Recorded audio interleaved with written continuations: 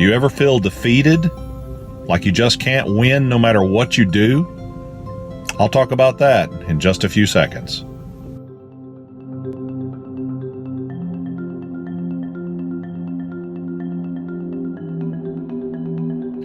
I remember when I first moved to the state of Illinois from Tennessee. I was looking for a job.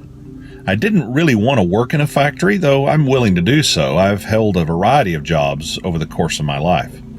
What I wanted to do was be a teacher, like I had been in Tennessee. So I began to look for a job. I went over to one school system and I interviewed, and the interview went very well, and the superintendent said he did indeed want to hire me. And so I was excited as I drove back to my hometown with the news that I probably was going to have a job. Well, he called me in a few days. And he realized that after he had had this interview with me, even though I had taught college and that I was certified to teach K through 9, he was actually indeed looking for a high school English teacher. Now, the way certification works, if you're not certified for it, you can't teach it. And even though I had taught college, I couldn't teach high school English. And unfortunately, that was what the job was for. So I felt really defeated. My excitement turned to sadness. Here I thought I had a job set up and I was ready to begin my career and I was going to do this. It was a good school and I was excited to be there. And I didn't have the job.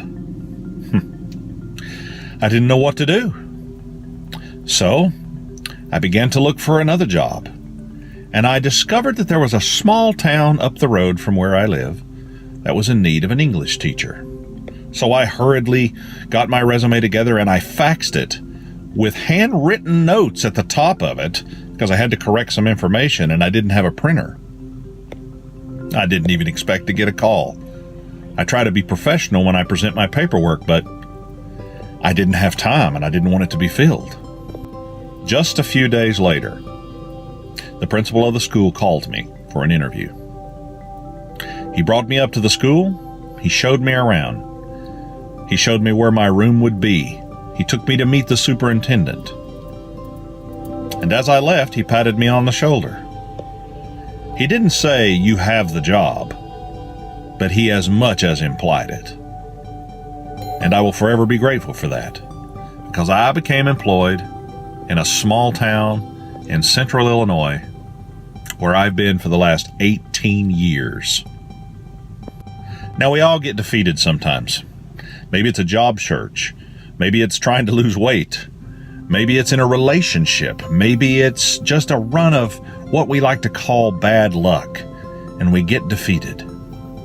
But did you know that the problem is not generally the problem? The problem is generally our attitude about the problem.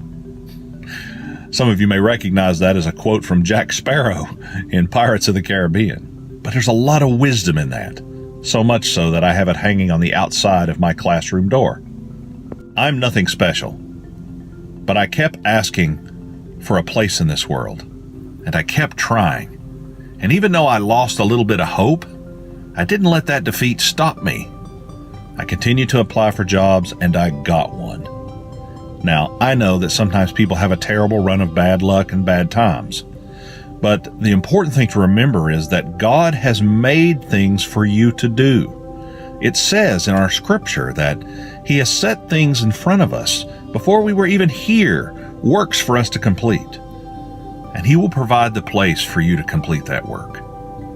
I'm not perfect, but I think I've made a little bit of a difference in my job. I've taught a lot of kids, and I've tried to help a lot of people. This is nothing to say that I'm good. It's everything to say that Jesus knew exactly what He was doing, and He knew exactly where He wanted me to be. Don't forget that. He'll direct your path if you let Him. Thanks for watching. Have a great day, and be kind to each other.